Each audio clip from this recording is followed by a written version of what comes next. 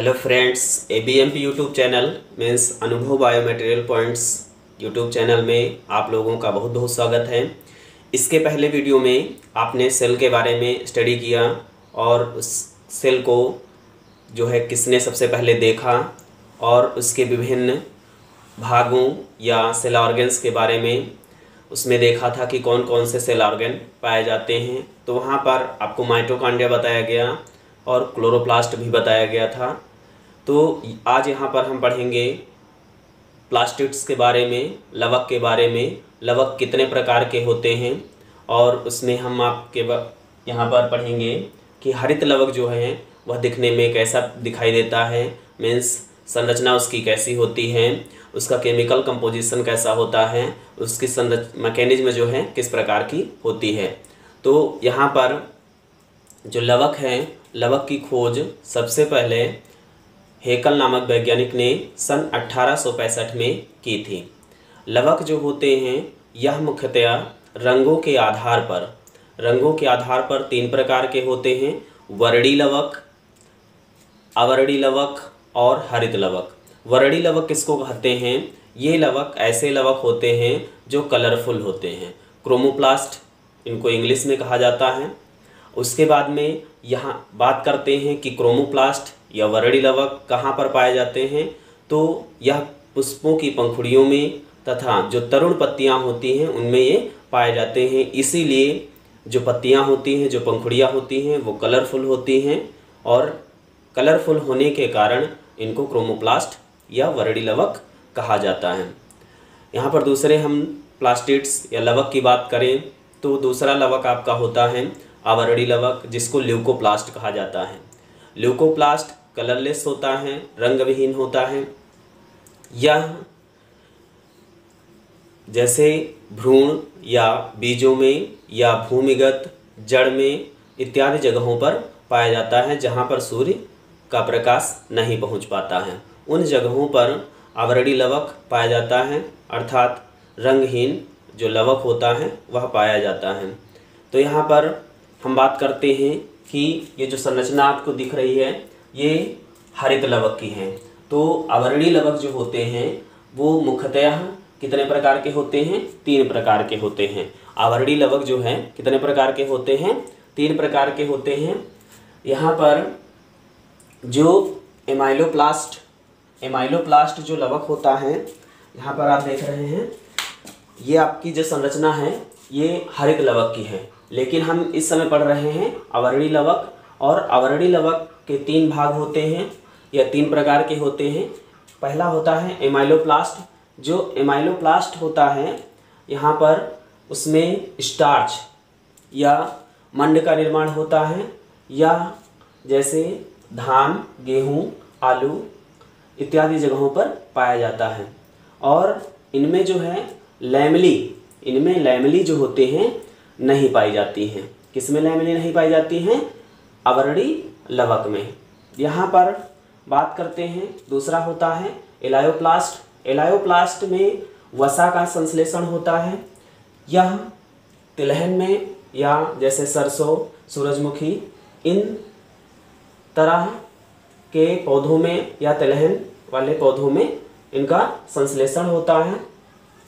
यह एलायोप्लास्ट वहाँ पर पाए जाते हैं जिसमें कि वसा का संश्लेषण होता है। तीसरा आपका पॉइंट होता है या तीसरा प्रकार होता है अवर्णी लवक का, जिसे हम क्या कहते हैं? प्रोटीनोप्लास्ट कहते हैं। प्रोटीनोप्लास्ट जो होता है यह प्रोटीन का निर्माण करता है, और यह जैसे आप दलहन या मटर, अरहर इन जगहों पर जो है प्रोटीनोप्लास्ट पाया जाता है जो प्रोटीन का निर्माण करता है। अब हम बात करते हैं यहाँ पर ये जो संरचना आपको दिख रही है ये संरचना है स्ट्रक्चर ऑफ क्लोरोप्लास्ट। तीसरा लवक आपका आता है जिसे हम क्लोरोप्लास्ट कहते हैं या हरित लवक कहते हैं। यह हरित लवक की संरचना की बात करें और इससे पहले हम बात करें कि यह कहाँ पाया जाता है, तो हरित लवक जो होता है पर्ण मध्योतक जो हरे पौधे होते हैं इनकी पत्तियों में जो पर्ण मध्योतक कोशिकाएँ होती हैं, कोरेनकाइमा होता है, उन जगहों पर ये पाई जाती हैं। इनके हरित लवक की संख्या की अगर बात करें कि जो विकसित पौधे होते हैं उनमें कितनी संख्या होती है हरित लवक की। जो छोटे पौधे होते हैं या एक कोशिकीय पौधे होते हैं, निम्न वर्ग के पौधे होते हैं, उनमें कितने हरित लवक पाए जाते हैं। तो जो शैवाल होते हैं उनमें एक कोशिका में एक ही जो है शैवाल जो होता है एक ही कोशिका में एक ही क्लोरोप्लास्ट पाया जाता है। जैसे नीली हरे शैवाल में जो नीली हरी शैवाल होती है उसमें एक ही जो है क्लोरोप्लास्ट या हरित लवक पाया जाता है। तो यहाँ पर हम बात करते हैं, जो आपको ये संरचना दिख रही है ये संरचना हरित लवक की है। तो हरित लवक कहाँ पाया जाता है? यह पत्तियों की पर्णमध्योतक कोशिकाओं में पाया जाता है। तो अब हम बात करते हैं कि आखिर हरित लवक की खोज सबसे पहले किसने की। तो हरित लवक की खोज सर्वप्रथम सिम्पर नामक वैज्ञानिक ने सन 1885 में की थी। ये कहाँ पाया जाता है? पत्तियों की पर्णमध्योतक कोशिकाओं तथा कोरेनकाइमा में पाया जाता है। इसकी आप संरचना देख रहे हैं। इसके पहले हम बता चुके हैं कि जो विकसित पौधे होते हैं, जो उच्च वर्ग के पौधे होते हैं, इनकी संख्या कितनी होती है? 40 से 60 तक की जो है यहाँ पर आप देख रहे हैं 40 से 50 तक जो है इनकी संख्या पाई जाती है। यहाँ पर जिस प्रकार का पौधा होगा, कुछ पौधों में 20 भी होती है, कुछ पौधों में 30 भी होती है, कुछ पौधों में 40 भी होती है और कुछ पौधों में इनकी संख्या 50 भी होती है। तो यहाँ पर हम संरचना की बात करते हैं। जो हरित लवक होता है एकक कलाओं की बनी, ये आपको दिख रहे हैं, एकक कलाओं की बनी दोहरी परत से घिरा होता है। मीन्स कहा जाए हरित लवक जो होता है 1 by 1 मीन्स 2 परतों से घिरा होता है, जिसमें यहाँ पर देख रहे हैं बाह्य कला है और दूसरी जो है अंतः कला है। यहाँ पर बाह्य कला को आउटर मेम्ब्रेन और अंतः कला को इनर मेम्ब्रेन कहा गया है। इसके बाद में यहाँ पर देख रहे हैं, यहाँ पर माइन्यूट पार्टिकल्स दिख रहे हैं जिनको राइबोसोम्स कहा गया है। राइबोसोम्स यहाँ पर 70s प्रकार का होता है। राइबोसोम्स आपने 80s के बारे में सुना होगा, 70s बारे में सुना होगा, 60s के बारे में सुना होगा। ये अवसादन गुणांक के आधार पर इनका नामांकन किया जाता है। तो यहाँ पर जो है राइबोसोम्स की बात की जाए तो क्लोरोप्लास्ट में 70s प्रकार का राइबोसोम्स पाया जाता है। यहाँ पर आप देख रहे हैं ये ओस्मियोफिलिक ड्रॉपलेट्स हैं। और इसके बाद में यहाँ पर देख रहे हैं कि जो अंतःकला के अंदर जो तरल पदार्थ भरा हुआ है, इसको यहाँ पर क्या कहते हैं? जो ये मैट्रिक्स होता है उसको स्ट्रोमा कहा जाता है। क्या कहा जाता है? स्ट्रोमा कहा जाता है। स्ट्रोमा की पूर्ण लंबाई में जो पटलिकाएं होती हैं उनको लैमेली कहते हैं।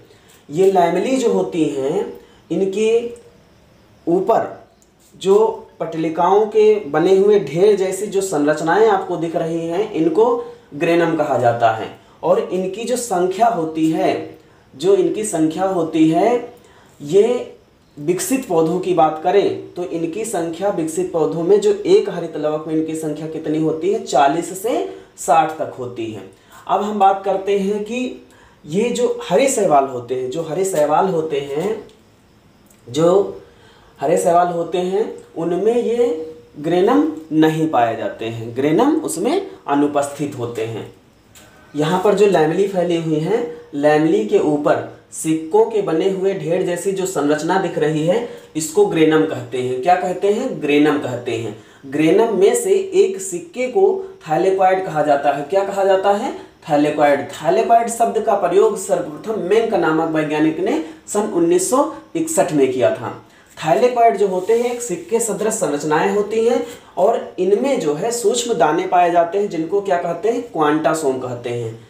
क्वांटासोम जो होते हैं, क्वांटासोम शब्द का प्रयोग सर्वप्रथम मेंक तथा पॉन नामक वैज्ञानिक ने 1961 में जो है क्वांटासोम की खोज की। और एक क्वांटासोम में 230 पर्णहरिम होते हैं। एक क्वांटासोम में कितने पर्णहरिम होते हैं? 230 पर्णहरिम होते हैं। और यही पर्णहरिम क्या करते हैं? सूर्य के प्रकाश के जो फोटोन्स होते हैं उनको क्या करते हैं? संश्लेषित करते हैं और भोज्य पदार्थ का निर्माण करते हैं। यहाँ पर ये आपको दिख रहा है, ये डीएनए संरचना है। इस डीएनए को क्लोरोप्लास्टिड, यहाँ पर देखिए क्लोरोप्लास्ट में पाया गया इसलिए इसको क्लोरोप्लास्टिडियल जो है डीएनए कहा जाता है। जब ये क्लोरोप्लास्ट फोटोसिंथेसिस की प्रक्रिया करता है तो अपना फूड मटेरियल्स भी बनाता है।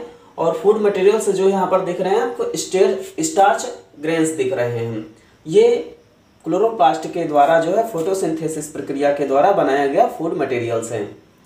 अब यहाँ पर हम बात करते हैं कि इसका केमिकल कंपोजिशन क्या होता है। तो इसमें प्रोटीन, यहाँ पर देखिए ये जो भित्ति बनी होती है फास्फोलिपिड्स की बनी होती है, और यहाँ पर जो इसकी परत जो बनी हुई है किस चीज़ की बनी होती है, फास्फोलिपिड्स की बनी होती है।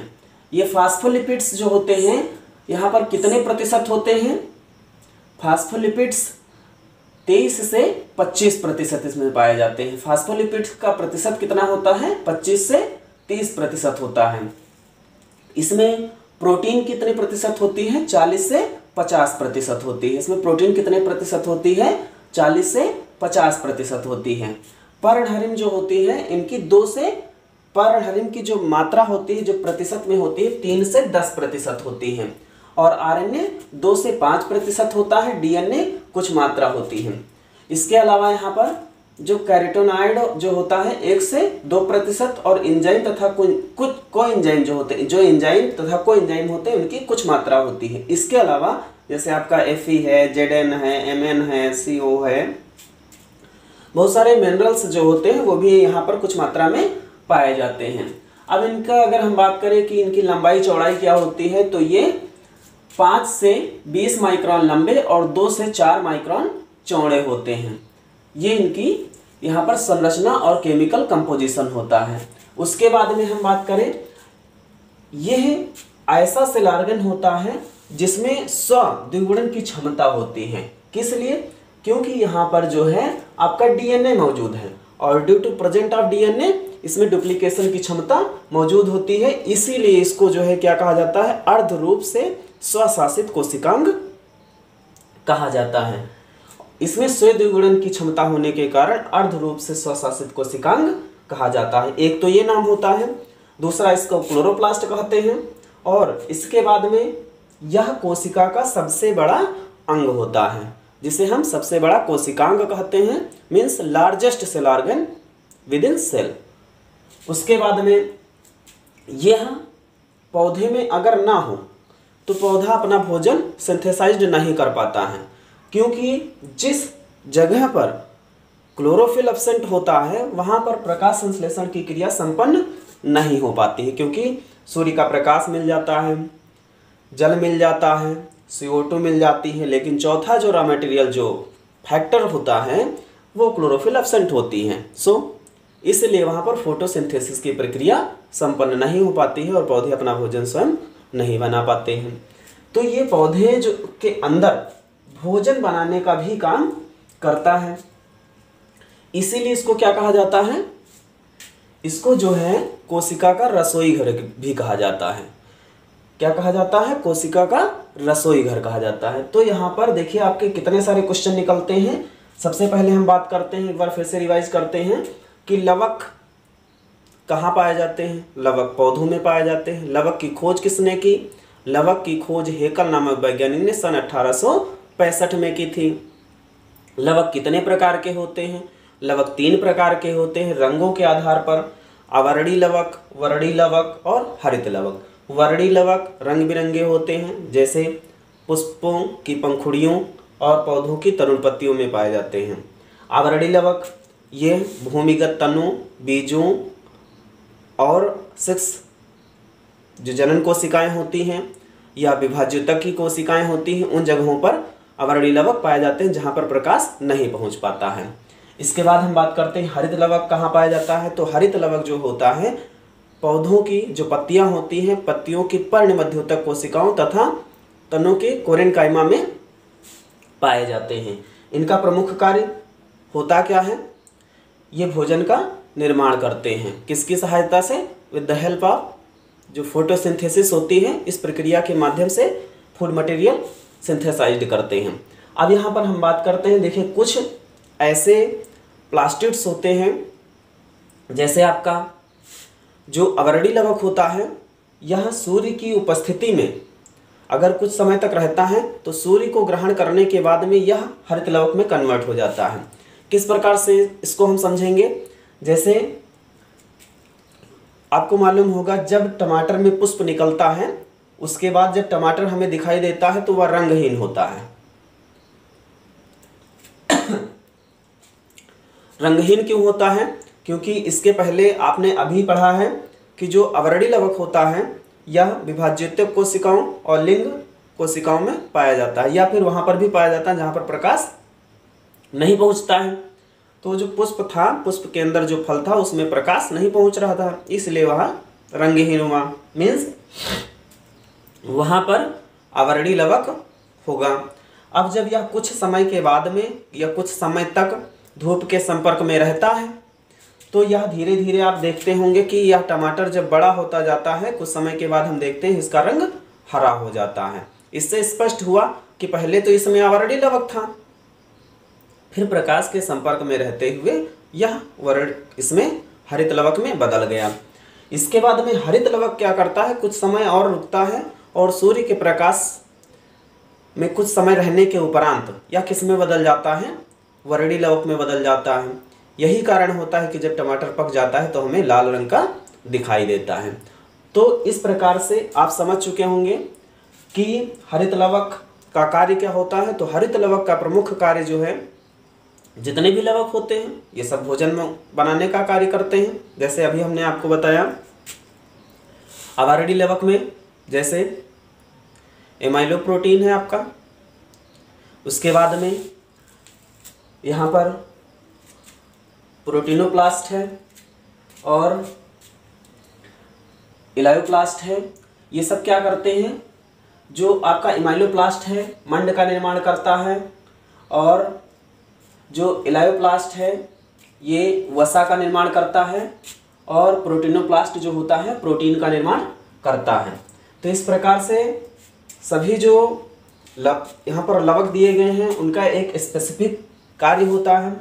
क्लोरोफिल क्या करता है, यह सूर्य की प्रकाश, क्योंकि जो सूर्य होता है, जो सूर्य की किरणें आती हैं इनमें छोटे छोटे ऊर्जा के पैकेट होते हैं जिन्हें हम फोटॉन्स कहते हैं, और ये क्या करता है, ये इस पर ट्रैप्ड होती हैं। जो सोलर रेडिएंट या सोलर एनर्जी जो होती है जब पत्ती पर ट्रैप्ड होती है तो उसके जो फोटॉन्स होते हैं वो क्लोरोफिल को जा करके ऊर्जान्वित कर देते हैं और रासायनिक क्रिया के उपरांत वो क्या कर देते हैं, भोजन का निर्माण करते हैं, मंड का निर्माण करते हैं, कार्बोहाइड्रेट का निर्माण करते हैं, स्टार्च का निर्माण करते हैं। किसकी सहायता से, जड़ के द्वारा जल पौधे अवशोषित कर लेते हैं, उसके बाद में वातावरण से CO2 को ले लेते हैं और इस प्रकार से ये सारे फैक्टर रॉ मटेरियल का कार्य करते हैं और पौधा अपना भोजन बना लेता है, जिससे हम कहते हैं प्रकाश संश्लेषण की क्रिया संपन्न हो गई। प्रकाश संश्लेषण की क्रिया जो है, यहाँ पर एक क्वेश्चन और उठता है कि प्रकाश संश्लेषण की क्रिया कभी बढ़ जाती है कभी घट जाती है।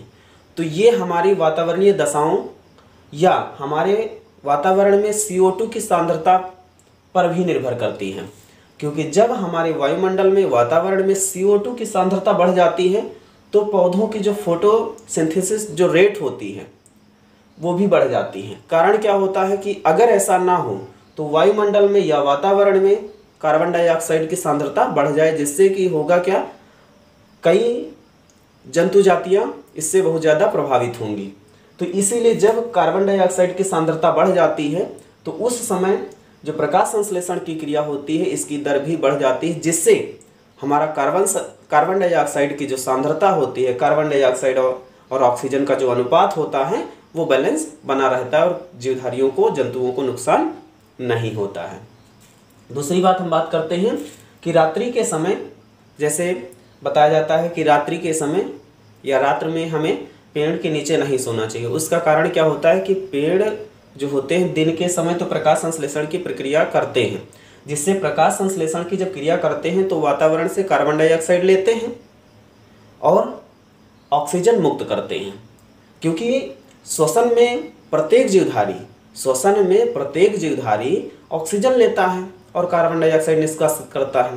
पौधे प्रकाश संश्लेषण की क्रिया में CO2 लेते हैं, कार्बन डाइऑक्साइड लेते हैं और O2 निष्कासित करते हैं। यहाँ पर बात ये आ जाती है कि क्या दिन में पौधे रेस्पिरेशन नहीं करते हैं? करते हैं, लेकिन वो अपनी ही O2 का कुछ अंश उपयोग कर लेते हैं, बाकी जो एक्स्ट्रा होती है वो वातावरण में छोड़ देते हैं, जिससे कि जंतु रेस्पिरेशन करते हैं, मीन्स श्वसन करते हैं। तो इसीलिए अब रात्रि के समय जो है पौधे क्या करते हैं, प्रकाश संश्लेषण की क्रिया संपन्न नहीं हो पाती है due to absent of sunlight. तो यहाँ पर जब प्रकाश संश्लेषण की क्रिया होगी नहीं तो श्वसन तो कंटिन्यू चला करती है, दिन में भी चलेगी, रात में भी चलेगी। तो अब जो हमें O2 मिल रही थी दिन के समय प्रकाश संश्लेषण क्रिया के उपरांत, रात में वो क्रिया होनी नहीं है, तो पौधे सिर्फ कौन सी क्रिया करेंगे? श्वसन की करेंगे। अब श्वसन में जो हम लोग, श्वसन में चाहे जो जीवधारी हो, बहुत सारे लोग कंफ्यूज रहते हैं। कभी पूछ लिया जाता है कि पेड़ पौधे सांस लेते समय कौन सी गैस लेते हैं, तो कह देते हैं कार्बन डाइऑक्साइड।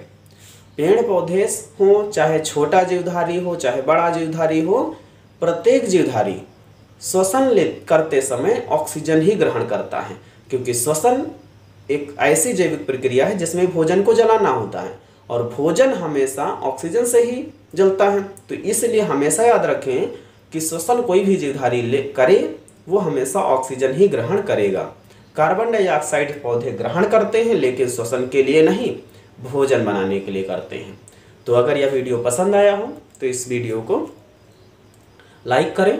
अगर आप हमारे चैनल पर नए हैं तो आप चैनल को सब्सक्राइब करें, क्योंकि हम आपके लिए लाएंगे आपके इससे भी बेहतर और आपकी जानकारी भरे, नॉलेज भरे वीडियो इसी तरह से आपके पास आते रहेंगे। Thanks for watching.